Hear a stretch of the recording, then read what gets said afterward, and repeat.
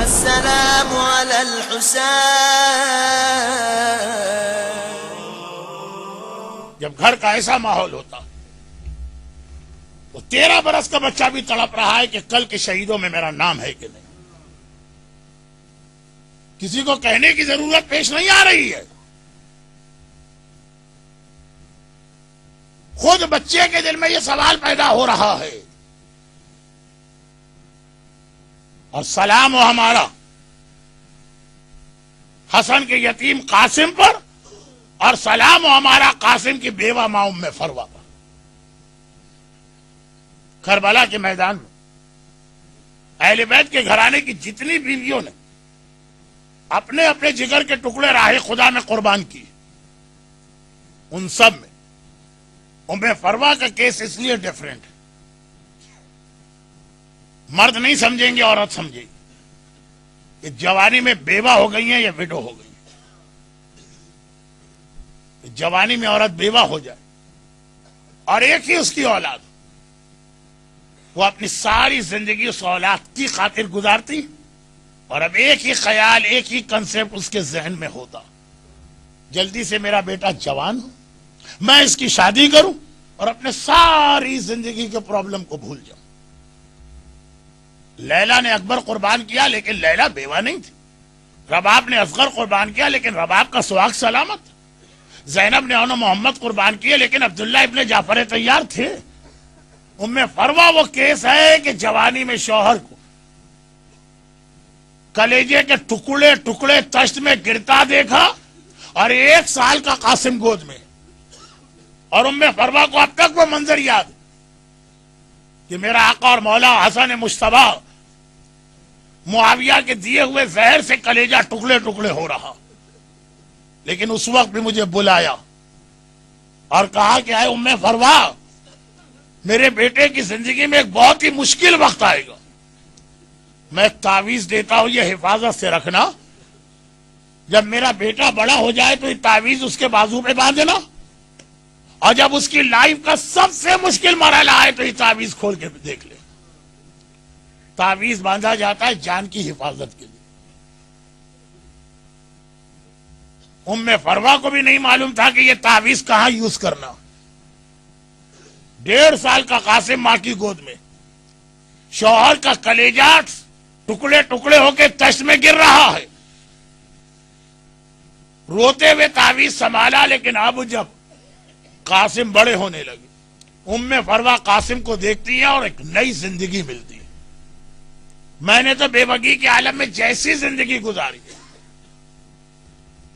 یاد رکھیے کہ اگر اہل بیت جیسا گھرانہ ہو اور حسین جیسا ہیڈ آف دا فیملی ہو، لیکن بیوہ ہونا عورت کے لیے ایک مسئلہ. اب ام فروا کی ساری امیدوں کا مرکز میرا قاسم بیٹا. یہ جوان ہوگا، اللہ اسے ہر مصیبت سے بچا، اللہ اسے ہر آفت سے بچا. اتنا خیال کرتی ہیں ام فروا قاسم کا. قاسم کو دھوپ نہ لگ جائے، قاسم بیمار نہ ہو جائے، ایسا نہ ہو کبھی قاسم بھوکا رہ جائے، ایسا نہ ہو کبھی قاسم پیاسا رہ جائے. مرد نہیں سمجھ سکتے کسی بیوہ عورت سے جو جوانی میں بیوہ ہو. یہ پوچھیے. یہاں تک کہ کربلا آ گئی. اور اب دیکھیے ام فروا کو، اور ادھر دیکھیے قاسم کو. عاشور کی رات ہے اور آدھی رات کا وقت آ چکا. حسین نے مردوں کا الگ امتحان لے لیا، عورتوں کا الگ امتحان لے لیا. اور اب حسین آ کے مصلی بچھا کے اس مصلی پہ بیٹھ گئے جس پرپس کے لیے حسین نے ایک رات کو مانگا تھا. نمازیں ہیں، دعائیں ہیں، عبادتیں ہیں. ایک بار دعا کرتے کرتے حسین کی آنکھیں بند ہیں اور آسمان کو دیکھ رہے ہیں کہ ایسا لگا کہ کوئی میرے رائٹ سائڈ پہ آ کے بیٹھ گیا. حسین نے آنکھیں کھول کے دیکھا کون بیٹھا. دیکھا میرے بھائی حسن کی نشانی، میرا یتیم بھتیجا قاسم. کہا بیٹا قاسم اس وقت یہاں کیوں آئے ہو؟ جاؤ جا کر اپنی ماں کے پاس بیٹھو. کہا چچا اماں ہی نے تو مجھے یہاں پہ بھجوایا ہے، اور یہ کہہ کے بھجوایا ہے کہ قاسم بیٹا تیری ماں سیدانی نہیں ہے، امتی گھر سے آئی ہے، ایسا نہ ہو کل کے جہاد میں تیر و تلوار دیکھ کے تو ڈر جائے اور تیرے قدم پیچھے ہٹ جائیں تو دنیا کہے کہ حسن کا یتیم پیچھے نہ ہٹتا، یہ ام فروا کے دودھ کی خرابی۔ بھائی اتنا پوچھ کے آ جاؤ آقا سے کہ کل کے شہیدوں میں تیرا نام ہے کہ نہیں ہے۔ قاسم کہتے وہ چچا مجھے یہ بتا دیجئے کل کے شہید ہونے والوں میں میرا نام ہے کہ نہیں ہے۔ دیکھیں 13-14 سال کی ایج اتنی کم بھی نہیں کہ ہم کہیں قاسم کو یہی پتا نہیں کہ جنگ کسے کہتے ہیں۔ حسین نے کہا یا بنیا پہلے تو یہ بتا کیفا اندکل موت، کل کی مرنے کی بات کر رہا ہے، موت کہتے کسے ہیں؟ کیا جواب دیا قاسم نے؟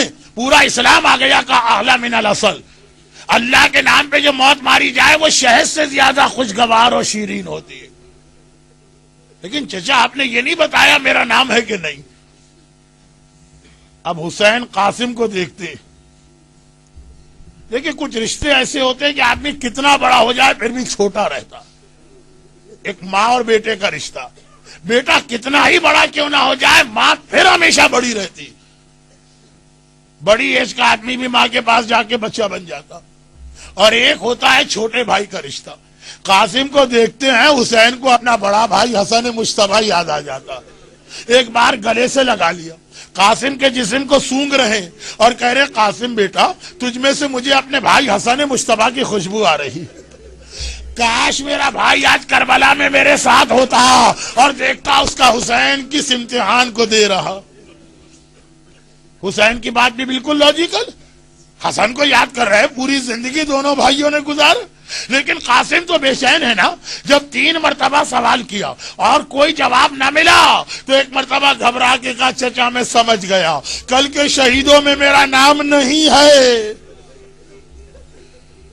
تبھی تو آپ میرے سوال کا جواب نہیں دے رہے۔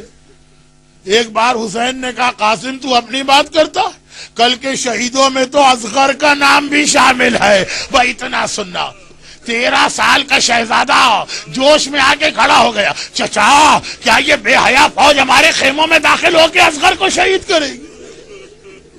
قاسم ہر مصیبت کے لیے تیار ہیں، فوج بے حیا ہمارے خیموں میں نہیں آنا چاہیے۔ حسین نے جواب دیا نہیں قاسم بیٹا، اصغر خیمے میں شہید نہیں ہوگا، تیرا چچا اپنی گود میں لے کے جائے گا اور اصغر مارا جائے گا۔ شاید حسین نے تفصیل اس لیے نہ بتائی کہ خالی یہ تصور کر کے کہ فوج بے حیا خیموں میں آ کے اصغر کو مارے قاسم سے برداشت نہیں ہو رہا۔ حسین کیسے بتائے بیٹا قاسم ارے یہ فوج تو اس طرح خیموں میں آئے گی، خیمے جلائے جائیں گے، چادریں چھینی جائیں گی، ارے تیری بہنوں اور پھوپھیوں کے کوڑے مارے جائیں گے۔ خوش خوش قاسم واپس اپنے خیمے میں آیا۔ کربلا کا شہید قاسم ایسا شہید جس کی 2-3 خصوصی مصائب، جن میں سے ایک بات، اب قاسم آیا اگلی دن صبح کا وقت ہو گئے، جہاد کربلا شروع ہوا، اور جہاد کربلا میں ہر شہید نے حسین کا پورا ساتھ دیا، مگر ایک مصیبت ایسی جس میں کربلا کے کسی شہید نے حسین کا ساتھ نہ دیا، خالی قاسم نے ساتھ دیا۔ ایک مصیبت، اور وہ یہ ہے کہ جب حسین مارے گئے تھے اور عمر سعد نے فوجیں تیار کی تھی کہ لاشیں پامال کرنا ہے نا، تو ہر سپاہی کا جاننے والا آ کے اپنا لاشا اٹھا لے جاتا، ان کی فوج اپنے سردار کا لاشا لے گئی، حبیب ابن مظاہر کے قبیلے والے حبیب کا لاشا لے گئے، ارے حتیٰ اکبر کا لاشا اٹھ گیا، آنا محمد کے لاشے اٹھ گئے، مگر ایک حسین کا لاشا تھا جس کے لیے کوئی نہ آیا، گھوڑوں تلے پامال ہوا نا، مگر کربلا میں یا حسین کا لاشا پامال ہوا ہے یا حسن کا یتیم قاسم۔ جسم کا پامال ہونا، فقط قاسم نے چچا کا ساتھ دیا، لیکن میرے مرحوم استاد مولانا جوہر صاحب قبلہ with due respect ایک جملہ کہا کرتے تھے، قاسم نے لاشا پامال ہونے میں چچا کا ساتھ دیا۔ مولا گستاخی نہ ہو تو عرض کروں، مگر یہاں بھی ایک فرق ہے، آپ کا لاشا شہادت کے بعد پامال ہوا، حسن کا لال زندہ تھا جب ادھر کے گھوڑے ادھر دوڑے تھے، ادھر کے گھوڑے ادھر دوڑے تھے، اور یہ لاشا کس حد تک پامال ہوا ذرا شہادت قاسم کے بیان کا انتظار کر لیجئے۔ صبحوں سے لے کے دوپہر کا وقت آ گیا جب علی اکبر کا لاشا آ گیا، آن کا لاشا آ گیا، محمد کا لاشا آ گیا، ام فروا نے قاسم کو بلایا، کہا قاسم کیا میری رات کی بات صحیح ہو رہی ہے؟ تیری ماں سیدانی نہیں ہے اس لیے تو میدان میں نہیں جانا چاہتا؟ ارے میری شہزادی زینب کے لال مارے گئے، ارے میرے آقا کا 18 سال کا اکبر مارا گیا، تو اب تک کیوں زندہ؟ ہاتھ جوڑ، اماں چچا سے اجازت تو دلوا دے، میں بار بار جاتا ہوں۔ چچا ایک ہی بات کہتا ہے، قاسم تو میرے بھائی کی نشانی ہے، تجھے دیکھ کے مجھے بھیا حسن یاد آ جاتا ہے۔ ایک بار ذرا دیکھیے، یہ ہے کربلا کی ماں۔ حسن مجتبیٰ نے کہا تھا جب میرا بیٹا بڑی مصیبت میں پڑے تو تعویذ کھولنا۔ ہم اور آپ کہیں گے مصیبت کس کا نام ہے؟ کسی ماں کے بیٹے کی زندگی کو خطرہ ہو۔ آج الٹی بات ہے، بیٹے کی زندگی بچ رہی ہے، فروا کہتی ہے بیٹا اس سے بڑا اور کون سا مصیبت کا مرحلہ ہوگا، لا وہ تعویذ کھول۔ تعویذ کھولا، حسن مجتبیٰ کا خط تھا، بھیا حسین کربلا میں نہ ہوں گا، میری جانب سے میرا تحفہ قبول کر لے، میرے قاسم کو روکنا نہیں، یہ اپنے باپ کی جانب سے جا کے جہاد کرے گا۔ ام فروا حسین کی بھاوج ہیں مگر اتنی شرمیلی ہے کہ زندگی میں کبھی حسین سے بات نہیں کی۔ یہ تعویذ اور قاسم کا بازو پکڑ کے زینب کے پاس آتی ہیں، ہاتھ جوڑ کے کہتی ہے شہزادی بھئی یہ دیکھ لیجئے آپ کے بھیا کی وصیت ہے، میرے قاسم کو مقتل میں جانے کی اجازت دلوا دیجیے۔ حسین نے خط پڑھا، آنکھوں میں آنسو آ گئے، ہائے میرا بھیا حسن مجتبیٰ، جا قاسم بیٹا اب میں تجھے نہیں روکوں گا۔ یہ کہہ کے قاسم کو مقتل میں بھیجا۔ کربلا کے سارے شہیدوں میں قاسم اکیلا شہید ہے۔ جب حسین بھیج رہے ہیں حسن مجتبیٰ کی قمیص پہنائی مگر گریبان کو پھاڑ دیا۔ ارے گریبان عام لباس میں نہیں پھاڑا جاتا، کفن کے اندر گریبان پھاڑا جاتا ہے۔ ابھی سے بتا دیا قاسم تیرا چچا تجھے کفن پہنا کے بھیج رہا۔ السلام على الحسين